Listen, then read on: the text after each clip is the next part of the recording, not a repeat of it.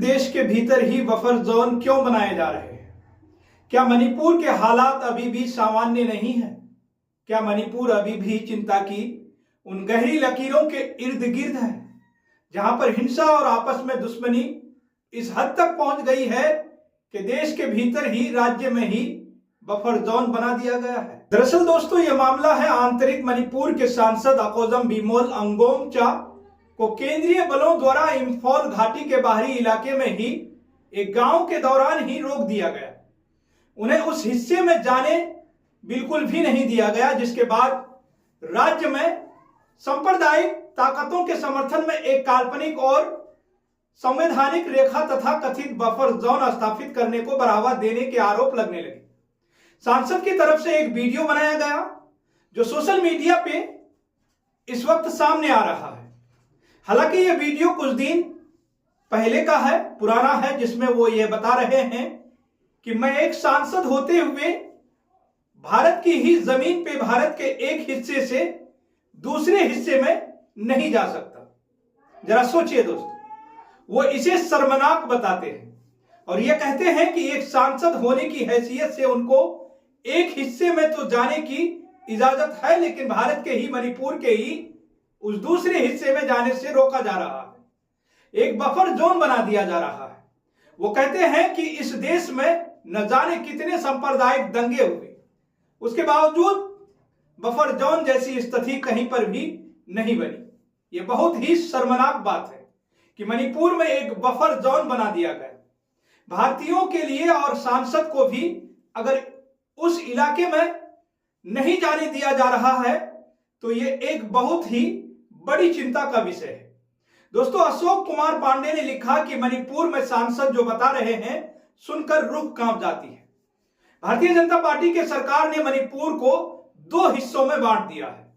ये रहे सत्ता में तो पूरे देश में ऐसे ही बंटवारा हो जाएगा, ऐसे ही बांट देंगे। ये असली टुकड़े टुकड़े गैंग है। दोस्तों, वहीं इस वीडियो को फ्लाइंग लैंसर की तरफ से पोस्ट किया गया था, जिसको लेकर अशोक कुमार पांडे ने भी इसी वीडियो को पोस्ट किया है। हालांकि फ्लाइंग लैंसर ने क्या लिखा है, उन्होंने लिखा कि this video is for the दलाल गोदी media and the Shah of India, if you have an answer go ahead. दोस्तों, वो इस वीडियो को लेकर और जो सांसद बता रहे हैं इस वीडियो में बहुत ही आलोचनात्मक, बहुत ही गंभीर टिप्पणी कर रहे हैं। हालांकि उनकी इस भाषा से आपको विरोध हो सकता है, लेकिन जो भावना है और जो वीडियो में बताया जा रहा है वो बिल्कुल चिंताजनक विषय है। दोस्तों, नरेंद्र नाथ मिश्रा उन्होंने लिखा कि मणिपुर के सांसद ने यह वीडियो अपलोड किया, अगर सही तो बहुत चिंताजनक है, अगर गलत है तो सांसद का एक्शन पर एक्शन होना चाहिए। वह दो तरह की एक बैलेंस थ्योरी लिख रहे हैं कि अगर वीडियो सही है तो चिंताजनक का विषय है, और अगर यह गलत है तो फिर सांसद पे एक्शन लीजिए। हालांकि वरिष्ठ पत्रकार उमा शंकर सिंह ने लिखा कि देश के भीतर ही भारत माता का यह कैसा बंटवारा है। वो लिखते हैं कि जो जानकारी मिली है उसके मुताबिक यह वीडियो 6 जनवरी 2026 को सांसद अंगोमचा विलोम ने मणिपुर के एक बफर जोन के दौरे के दौरान रिकॉर्ड किया था, जो अब सामने आ रहा है, जो इस वक्त सोशल मीडिया पे काफी तेजी के साथ वायरल हो रही है। हालांकि नॉर्थ ईस्ट से जुड़ी हुई खबरें या वहां की घटनाओं पर देश का मेन स्ट्रीम मीडिया ज्यादा ध्यान नहीं देता, क्योंकि इसमें शायद हिंदू मुसलमान या फिर हिंदी बेल्ट की राजनीति करने वाले राजनीतिक दलों के लिए बहुत कुछ होता नहीं है। नॉर्थ ईस्ट की घटना बहुत सिमट कर रह जाती है, उनकी खबरों पर भी बहुत ज्यादा ध्यान नहीं दिया जाता।